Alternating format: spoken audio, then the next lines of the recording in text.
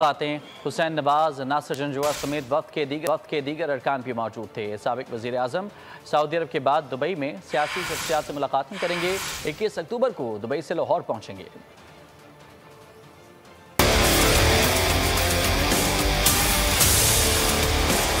मजहबी फरीजे की अदायगी हो गई, अब होगी सियासत। साबिक वजीर आजम मियां नवाज शरीफ की उम्र की अदायगी के बाद सऊदी अरब में हुक्काम से मुलाकातें। मुस्लिम लीग नून के जर्राए के मुताबिक सरबराह नून लीग ने सऊदी हुक्काम के साथ 2 मुलाकातें की हैं। मुलाकातों में इनके साहबजादे हुसैन नवाज, नासिर जंजुआ समेत वफ्द के दीगर अरकान भी शरीक थे। नवाज शरीफ दौरा सऊदी अरब मुकम्मल करके दुबई पहुँचेंगे, जहाँ उनकी वहाँ के मुकामी हुक्काम के साथ भी मुलाकातें मुतवक्के हैं। नवाज शरीफ 21 अक्टूबर को लाहौर पहुँचेंगे, जहाँ उनके तारीख इस्तकबाल की तैयारियां की जा रही हैं।